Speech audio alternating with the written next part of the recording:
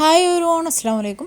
ഇന്ന് നമുക്ക് ചെറുപയർ ഉപയോഗിച്ച് നല്ല ടേസ്റ്റി ആയിട്ടുള്ള ഒരു പുലാവ് റെഡിയാക്കി എടുക്കാം. അതിനായിട്ട് ചെറുപയർ അല്പം എടുത്ത് വെള്ളത്തിലിട്ട് സോക്ക് ചെയ്തെടുക്കണം. ഇനി അതെങ്ങനെയാണ് തയ്യാറാക്കുന്നതെന്ന് നോക്കാം. അപ്പോൾ അതിനായിട്ട് ഒരു പാനിലേക്ക് അല്പം ഓയിൽ ഒഴിച്ച് കൊടുത്തിട്ടുണ്ട്. ഇനി ഇതിലേക്ക് കടുകാണ് ചേർത്ത് കൊടുക്കുന്നത്. അപ്പോൾ കടുകൊന്ന് പൊട്ടിത്തുടങ്ങുന്ന സമയത്ത് നമുക്കിതിലേക്ക് അല്പം വെളുത്തുള്ളി അരിഞ്ഞത് ചേർത്ത് കൊടുക്കാം. ഞാനിപ്പോൾ ഇവിടെ ഒരു 3 വെളുത്തുള്ളിയാണ് കുഞ്ഞായി അരിഞ്ഞെടുത്തിട്ടുള്ളത്. ഇനി ഒരു വറ്റൽമുളക് ചെറിയ കഷ്ണങ്ങളാക്കി അതും കൂടെ ഇട്ട് കൊടുത്തിട്ട് ഒന്ന് മൂപ്പിച്ചെടുക്കുക.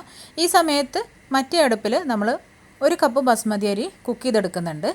വെള്ളത്തിൽ അല്പം ഉപ്പിട്ട് ജസ്റ്റ് ഒന്ന് തിളപ്പിച്ച് ഊറ്റിയെടുത്താൽ മതി കേട്ടോ. ഇനി ഇതിലേക്ക് കായപ്പൊടിയാണ് ചേർത്ത് കൊടുക്കുന്നത്. ഒരു 1/4 ടീസ്പൂൺ കായപ്പൊടി കൂടെ ചേർത്ത് കൊടുത്തിട്ട് ഒന്ന് ജസ്റ്റ് ഒന്ന് വഴറ്റി കൊടുക്കുക. ഈ സമയത്ത് ലോ ഫ്ലെയിം ആക്കിയിരിക്കണം. ഇനി ഇതിലേക്ക് ഒരു സവാള തിന്നായി അരിഞ്ഞതാണ് ചേർത്ത് കൊടുക്കുന്നത്. അതും കൂടെ ചേർത്ത് ഒന്ന് വഴറ്റുക. ഇനി ഇതിലേക്ക് നമുക്ക് ആവശ്യത്തിന് ഉപ്പും കൂടെ ചേർത്ത് കൊടുക്കാം. റൈസ് ഓൾറെഡി നമ്മൾ ഉപ്പിട്ട് കുക്ക് ചെയ്തെടുക്കുന്നതാണ്. അപ്പോൾ ഈ ഒരു മസാലയിലേക്കുള്ള ഉപ്പ് മാത്രം ചേർത്ത് കൊടുത്താൽ മതി. ഇപ്പോൾ ഇനി അതും കൂടെ ഒന്ന് വഴന്ന് വരുമ്പോൾ ഇതിലേക്ക് നമുക്ക് ഒരു ടൊമാറ്റോയുടെ പകുതി പീസ് എടുത്തിട്ട് അതൊന്ന് കുഞ്ഞായി അരിഞ്ഞ് അതും കൂടെ ഒന്ന് ചേർത്ത് കൊടുക്കുക. അതുകൊണ്ട് ഒന്ന് വഴന്ന് വരുന്ന സമയത്ത് ഇതിലേക്ക് നമുക്ക് ചെറിയ ജീരകം പൊടിച്ചത് ചേർത്ത് കൊടുക്കാം. ഒരു 1/4 ടീസ്പൂൺ ചെറിയ ജീരകം പൊടിച്ചതാണ് ചേർത്ത് കൊടുത്തിട്ടുള്ളത്. ഇനി ഇതിലേക്ക് നേരത്തെ നമ്മൾ കുതിർത്ത് കഴുകി വെച്ചിട്ടുള്ള ചെറുപയർ ചേർത്ത് കൊടുക്കുക. അപ്പോൾ നമ്മുടെ കൈക്കുമ്പിളിൽ എത്രയാണോ ചെറുപയർ കൊള്ളുന്നത് അത്രയും എടുത്താണ് ഞാൻ കുതിർത്ത് വെച്ചിട്ടുണ്ടായിരുന്നത്. അതാണ് ഇതിലേക്ക് ചേർത്ത് കൊടുത്തിട്ടുള്ളത്. അതും കൂടെ ചേർത്ത് നന്നായിട്ടൊന്ന് മിക്സ് ചെയ്ത് കൊടുക്കുക. 1 കപ്പ് അരിക്ക് അത്രയും ചെറുപയർ മതിയാവും. ഇനി ഇതിലേക്ക് ഈ ഒരു ചെറുപയർ വെന്ത് കിട്ടാൻ ആവശ്യമായിട്ടുള്ള വെള്ളം കൂടെ ഒഴിച്ചിട്ട് നമുക്കൊന്ന് മൂടി വെച്ച് കുക്ക് ചെയ്തെടുക്കാം. ഒരു 5 മിനിറ്റ് കൊണ്ട് തന്നെ നമുക്ക് ചെറുപയർ കുക്കായി കിട്ടും.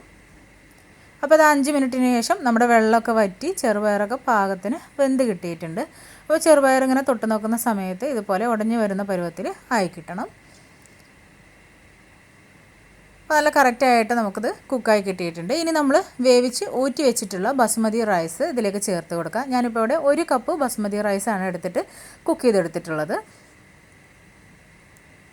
ഇനി ഇത് അല്പാൽപ്പമായിട്ട് ഇതിലേക്ക് ചേർത്ത് നമുക്ക് ഈ മസാലയോടൊപ്പം മിക്സാക്കി എടുക്കാം. അപ്പോൾ ആദ്യം കുറച്ച് ബസ്മതി റൈസ് ഇതിലേക്ക് ചേർത്ത് കൊടുക്കുകയാണ്. എന്നിട്ടൊന്ന് മിക്സ് ചെയ്ത് കൊടുക്കുക. ഇനി അല്പം കൂടെ ചേർത്ത് കൊടുക്കുക.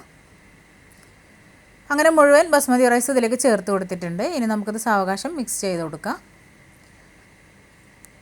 അപ്പോൾ നല്ല ടേസ്റ്റി ആയിട്ടുള്ളൊരു റൈസാണ് കേട്ടോ ഇത്. ഇനി ഇതിലേക്ക് അല്പം കുരുമുളക് പൊടി കൂടെ ചേർത്ത് കൊടുക്കാം. ഇനി അല്പം കറിവേപ്പില, മല്ലിയില ഇതെല്ലാം കൂടെ ചേർത്തിട്ട് ഒന്ന് മിക്സ് ചെയ്ത് കൊടുക്കുക. അപ്പോൾ കുരുമുളക് പൊടി ചേർത്ത് കൊടുക്കുന്ന സമയത്ത് നിങ്ങൾക്ക് എത്രയാണോ എരിവ് വേണ്ട അതിനനുസരിച്ചാണ് ചേർത്ത് കൊടുക്കേണ്ടത്.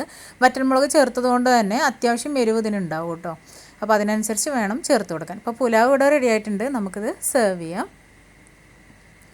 പപ്പടം, അച്ചാർ, അതുപോലെ തന്നെ തൈര് ഇതിൻ്റെയൊക്കെ കൂടെ സെർവ് ചെയ്യാവുന്നതാണ്. നല്ല ടേസ്റ്റി ആയിട്ടുള്ള പെട്ടെന്ന് റെഡിയാക്കി എടുക്കാൻ പറ്റുന്ന ഹെൽത്തി ആയിട്ടുള്ള ഒരു പുലാവാണ്. ചെറുപയർ കഴിക്കാത്ത കുട്ടികൾക്ക് ഇതുപോലെയൊക്കെ റൈസ് വെച്ച് കൊടുക്കുകയാണെന്നുണ്ടെങ്കിൽ അവർ നന്നായിട്ട് കഴിച്ചോളും. കുട്ടികൾക്കൊക്കെ തീർച്ചയായിട്ടും ഇഷ്ടപ്പെടുന്ന ഒരു റൈസാണ് കേട്ടോ ഇത്. അപ്പോൾ ഇതുപോലെ ഒന്ന് ട്രൈ ചെയ്ത് നോക്കാൻ മറക്കരുത്. ഫീഡ്ബാക്ക് അറിയിക്കാനും മറക്കരുത്.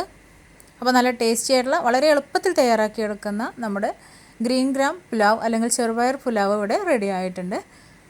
ഇതുപോലുള്ള ഈസി റെസിപ്പിയുമായിട്ട് നെക്സ്റ്റ് വീഡിയോയിൽ കാണാം ഇൻഷാ അല്ലാ. Thank you.